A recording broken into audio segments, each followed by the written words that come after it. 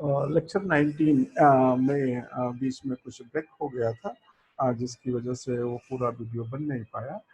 Lecture 19 के and में मैं यहाँ पे डिस्कशन कर रहा था कि expectation of x2 given x1 अब हम लोग आसानी से निकाल सकते हैं। और ये क्या होगा, नॉर्मल डिस्ट्रीब्यूशन है चूंकि, और तो expectation of x2 given x1 μ2 के बराबर होगा। और expectation of x2 given x1 है क्या एक्चुअली, ये रिग्रेशन इक्वेशन देगा आपको। इसका रिग्रेशन इक्वेशन देगा x2 given x1 means x2 on x1 का। तो x2 ऑन x1 का रिग्रेशन इक्वेशन आपको आया μ2 plus rho sigma 2 by sigma 1 x1 minus μ1। और वेरिएंस क्या होगा, x2 गिवन x1 का sigma 2 square 1 minus rho square. अब जब हम लोग रेगुलर क्लासेस में जब हम लोगों ने रिग्रेशन पढ़ा था तो हम लोग लिखते थे वाई कैप। वाई कैप क्या है, this whole part is y cap. आप यहाँ कह सकते हो x2 कैप। तो x2 cap is equals to means regression line of x2, predicted value of x2 is equals to μ2 plus rho sigma 2 by sigma 1 x2 minus μ1, sorry x1 minus μ1, and what will be the variance of this predicted value, it will be this one or sigma 2 square 1 minus। अब अगर हम लोग उससे match करना चाहें तो हम लोगों ने x2 को वहां लिखा था y, x1 को लिखा था x, μ1 को लिखा था x बार, μ2 को लिखा था y बार, सिग्मा 1 को सिग्मा x, सिग्मा 2 को सिग्मा y, रो को rxy। अब अगर हम सब्स्टिट्यूट कर दें तो दिस एक्सपेक्टेशन, इसको बोलेंगे expectation of y given x means y cap, y bar plus r x y sigma y by sigma x minus x bar, जो आपको मेमोराइज है। ठीक है, तो एक्सपेक्टेशन ऑफ, तो आप एक जनरल ये भी कह सकते हो अगर आप μ1 μ2 में नहीं जाना चाहते हो, कि अगर आपको कहा गया कि x y bivariate normal distribution है with these 5 parameters, then the regression equation of y and x is linear, always linear, and it is equals to this term. On similar basis हम लोग ये भी कह सकते हैं कि regression equation of x1 on x2 is also linear, और ये किसके बराबर आएगा, वो इसके बराबर आएगा equation with standard error of estimate this one. अब मैंने इस पर कुछ न्यूमेरिकल्स आपको दिए हुए हैं कि x1 x2 follows bivariate normal distribution, और पांचों पैरामीटर की न्यूमेरिकल वैल्यू आपको बता दी गई है। अब कहा गया है कि find estimate of the value of x2 when x1 is 6। तो अब हमको क्या करना है, हमको x2 की प्रेडिक्टेड वैल्यू बताना है। x2 की प्रेडिक्टेड वैल्यू बताने के लिए हमें कंडीशनल एक्सपेक्टेशन चाहिए होगा। इसका conditional expectation x2 given x1 का एक्सपेक्टेशन। अब दूसरे शब्दों में x2 ऑन x1 की रिग्रेशन लाइन चाहिए होगी। अब x2 ऑन x1 की रिग्रेशन लाइन हम लोगों ने ये पाई हुई है, इसमें अगर हम ये न्यूमेरिकल वैल्यू करस्पॉन्डिंग पुट कर दें तो हमको ये रिग्रेशन इक्वेशन मिल गया। अब ये रिग्रेशन इक्वेशन किसको प्रेडिक्ट करेगा, x2 को प्रेडिक्ट करेगा। हाँ, तो ये जो भी वैल्यू देगा, अब the value of y based on value of x1, तो it will be called predicted value of x2 by the given value of x1। और ये अगर हमने यहाँ पे 6 रख दिया, if x1 is equal to 6 given, so the predicted value of y is 5। इसी तरह से आप x1 ऑन x2 का रिग्रेशन लाइन बना सकते हैं। तो बनाने के बाद अब आपको कुछ इस पर मैं एक्सरसाइज दे रहा हूं कि आप दो रिग्रेशन, इस पर्टिकुलर इस क्वेश्चन में दोनों रिग्रेशन लाइन के बीच में एक्यूट एंगल की वैल्यू क्या होगी। दूसरा है कि आप ये दिखाएं कि दोनों रिग्रेशन लाइन इंटरसेक्ट करेंगी, मीन्स अगर उनको हम सॉल्व करें तो x1 और x2 की वैल्यू जो आएंगी वो x1 बराबर 5, x2 बराबर 10 आएंगे। तीसरा कहा गया है कि estimate of variance of x1 और x2 निकालिए।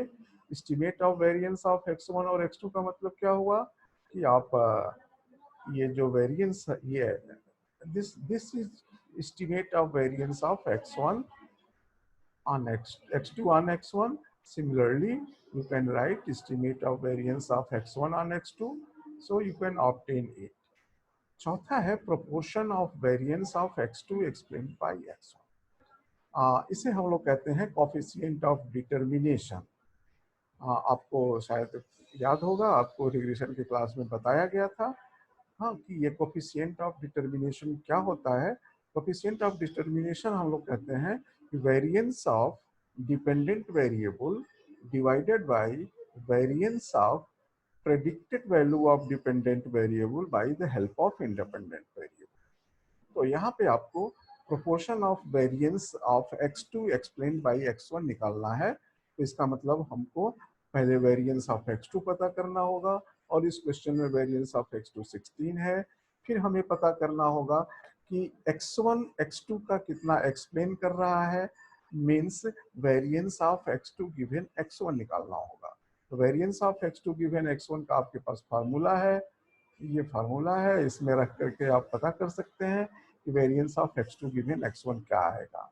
अब अगर आपने ये दोनों निकाल दिया तो variance of x2 upon variance of x2 given x1 को डिवाइड कर दी तो सॉल्व कर लीजिए और ये जो वैल्यू आएगी इसको कहते हैं कोफिशिएंट ऑफ डिटर्मिनेशन और प्रोपोर्शन ऑफ, ये हमेशा 0 से 1 के बीच में आएगी, और proportion of variance of x2 explain by x1।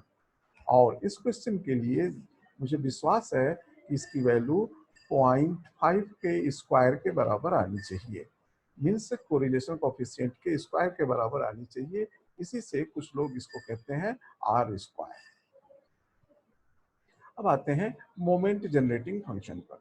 Bivariate normal distribution के अगर ये 5 पैरामीटर आपको बताए गए हैं तो मोमेंट जनरेटिंग फंक्शन क्या होगा। मैं यहाँ मोमेंट जनरेटिंग फंक्शन डिराइव नहीं कर रहा हूँ, केवल आपको बता रहा हूँ ताकि हम लोग उसको कुछ क्वेश्चंस पे यूज कर सकें। तो let x1 x2 follows bivariate normal distribution with these parameters and m x1 x2 denote t1 t2 denotes the mgf of this x1 x2. Now we can write which is written as the m x1 x2 t1 t2 is expectation of e to the power tx1 plus tx2. अब आपको लग रहा होगा कि अभी तक तो हम लोग यहाँ पर केवल एक t लेते थे, यहाँ पे अब दो लिया जा रहा है कांस्टेंट t1 और t2। ऐसा क्यों? तो अभी तक हम लोग जो करते थे, हम लोग हमेशा moment generating function single variable का निकालते थे। यहाँ पर हम मोमेंट जनरेशन बाईवेरिएट का निकाल रहे हैं, इसलिए इन दोनों के लिए अलग अलग कांस्टेंट दिया गया। अब इस एक्सपेक्टेशन को सॉल्व करना है। सॉल्व करने का मतलब हुआ कि इस ज्वाइंट प्रोबेबिलिटी डेंसिटी फंक्शन को इसमें मल्टीप्लाई करके डबल इंटीग्रेट कर दिया जाए, जो कि यहाँ लिखा हुआ है। अब इसका जो सॉल्यूशन आता है वो आता है e to the power t1 μ1 plus t2 μ2 plus half t1 1 sigma 1 square t2 sigma 2 square plus. अगर आप याद करें कि हम लोगों ने डेंसिटी निकाला था, moment generating function x1 plus x2 का मोमेंट जनरेटिंग फंक्शन निकाला था, तो हम लोगों को t1 μ1 ये टर्म तो सिमिलर मिला था, प्लस हाफ भी सिमिलर मिला था, ये दोनों टर्म सिमिलर मिला था, लेकिन ये टर्म नहीं था। तो यह एक एडिशनल टर्म है, क्योंकि वहां नहीं मिला था। इसका कारण था कि रो वहां पे 0 होता है, क्योंकि इंडिपेंडेंट के केस में कोरिलेशन कोफिशिएंट 0 होता है।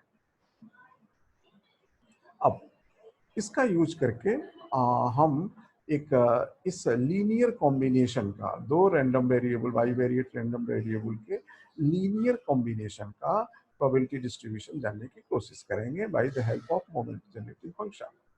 तो मान लीजिए कि हमने लिखा y is equals to a1x1 plus b2x2 ax1 plus bx2, यहाँ की a और b कांस्टेंट हैं अंडर दिस कंडीशन। अब y क्या हुआ, बाईवेरिएट हुआ कि यूनिवेरिएट हुआ? तो ये निश्चित है कि आपने दो वेरिएबल्स को ऐड कर दिया तो एक सिंगल वेरिएबल बन गया, इसलिए y आपका जो है यूनिवेरिएबल हो गया या यूनिवेरिएट हो गया या सिंगल वेरिएबल हो गया, वन डायमेंशनल वेरिएबल हो गया। अब इसका मोमेंट जनरेटिंग फंक्शन निकालने के लिए हमने लिखा M y t expectation of e to the power t y, फिर y की वैल्यू हमने इस पे पुट करी तो ये फिर इस फॉर्म को ले लिया। इस फॉर्म को लिखते समय मैंने इसको एक्सपेंड करते समय इसमें एक सब्स्टिट्यूशन लिया, ए टी को ले लिया t1, बी टी को ले लिया t2। ऐसा लिखने से फिर ये हमारा ये एक्सप्रेशन मिल गया। हाँ, और इसका उत्तर हम लोगों को ये मालूम है। इसकी सहायता से हमने ये पाया कि ये मोमेंट y का moment generating function e to the power mu star t plus half sigma star t square होगा। इसका मतलब कि फिर हमको एक मैच मिल गया mgf का, और किसके mgf का, normal distribution, univariate normal distribution के mgf का, with mean mu star and variance sigma star square, जहाँ की म्यू स्टार और सिग्मा स्टार ये डिफाइन है। इसका मतलब हुआ कि अगर हम बाइवेरिएट नॉर्मल डिस्ट्रीब्यूशन की बात कर रहे हैं तो ये भी हमारा रिप्रोडक्टिव प्रॉपर्टी होल्ड करता है, एडिटिव प्रॉपर्टी होल्ड कर रहा है। अब इस जानकारी का उपयोग करके हमने एक न्यूमेरिकल क्वेश्चन लिखा कि let x y follows binomial bivariate normal distribution with this parameters. क्या प्रोबेबिलिटी होगी कि x प्लस वाई की वैल्यू 4 से बड़ी हो। दूसरा है क्या प्रोबेबिलिटी होगी कि x माइनस वाई की वैल्यू 3 से छोटी हो। तीसरा है कि mgf of x plus y का एक्सप्रेशन क्या होगा, mgf of x minus y का एक्सप्रेशन क्या होगा। अब हमने क्या किया कि x प्लस वाई को, चूंकि अब ये अलग अलग, ये तो बाइवेरिएट एक्स वाई है, लेकिन जब हमने इनको ऐड किया तो ये यूनिवेरिएट हो गया, इसको हमने w बता दिया। इसलिए अब w का डिस्ट्रीब्यूशन इस प्रॉपर्टी से हम लिख सकते हैं कि नॉर्मल होगा with mean this one and variance this one. इसको सिंप्लीफाई करने पे मालूम हुआ कि w का डिस्ट्रीब्यूशन या x प्लस वाई का डिस्ट्रीब्यूशन नॉर्मल है विथ मीन 9 एंड वेरिएंस 49। इसका मतलब हुआ कि अब हम प्रोबेबिलिटी निकाल सकते हैं। तो अब हमको चाहिए क्या, probability of w greater than 4। अब ये प्रोबेबिलिटी फिर से, चूंकि ये w नॉर्मल है तो नॉर्मल की प्रोबेबिलिटी निकालने का प्रोसीजर हमने यूज किया, और फिर हमने स्टैंडर्ड नॉर्मल डिस्ट्रीब्यूशन के CDF में इसको कन्वर्ट कर दिया, और फिर टेबल से हम इसकी न्यूमेरिकल वैल्यू पा सकते हैं। x माइनस वाई में क्या हुआ कि यहाँ पर a की वैल्यू तो प्लस है इस सब्स्टिट्यूशन में, और b की वैल्यू -1 ले लें, a की वैल्यू 1 ले लें, b की वैल्यू -1 ले लें, तो फिर x माइनस 1 माइनस x2 हो जाएगा। तो हम लोग उसी प्रॉपर्टी का यूज किए, और फिर u का वेरिएंट डिस्ट्रीब्यूशन हो गया normal with mean this one. इसलिए u लेस देन 3 की प्रोबेबिलिटी हमको अब चाहिए, इसको कन्वर्ट किया गया z में, और फिर स्टैंडर्ड नॉर्मल डिस्ट्रीब्यूशन के डिस्ट्रीब्यूशन फंक्शन में कन्वर्ट करके ये इतना लिखा गया। अब इसकी टेबल वैल्यू से हम लोग पा जाएंगे। अब क्वेश्चन है कि मोमेंट जनरेटिंग फंक्शन w का क्या है। तो भाई जब w का मालूम हो गया कि प्रोबेबिलिटी डिस्ट्रीब्यूशन नॉर्मल है और ये यूनिवेरिएट है, तो mu T plus half sigma square t square में आप म्यू और सिग्मा की वैल्यू रख दीजिए, आपको मिल जाएगा। सिमिलरली आपको u का निकालना है, x माइनस वाई का mgf, तो अब आपको x माइनस वाई भी मालूम हो गया कि यूनिवेरिएट नॉर्मल है और मीन वेरिएंस मालूम है, तो फिर से आप e to the power mu t minus half sigma square t square में म्यू और सिग्मा की वैल्यू पुट कर दीजिए, मिल गया। तो ये थोड़ा कुछ एक्सरसाइज थी जो आपको एक्सरसाइज ऊपर दी गई है, आप उन्हें सॉल्व करिएगा और ग्रुप में भेजिएगा। एक डिफरेंट एक्सरसाइज मैं आपको दे रहा हूँ। एक बॉक्स में 20 आइटम 30 आइटम रखे हुए हैं, उसमें 10 डिफेक्टिव हैं और 20 गुड हैं। अगर हम उसमें से 10 बॉल रेंडमली निकालें तो क्या प्रोबेबिलिटी है कि उस निकाले गए आइटम्स, बॉल नहीं बल्ब, बल्ब में से 4 या 4 से ज्यादा बल्ब, क्या प्रोबेबिलिटी है कि जो भी हमने निकाला उसमें 4 या 4 से ज्यादा बल्ब डिफेक्टिव हो। और ये प्रोबेबिलिटी आपको निकालनी है दो सिचुएशन में, कि हम जो 10 आइटम निकाल रहे हैं वह विद रिप्लेसमेंट से निकालना है, मीन्स पहला निकाला अंदर रख दिया, दूसरा निकाला अंदर रख दिया, तीसरा निकाला अंदर रख दिया।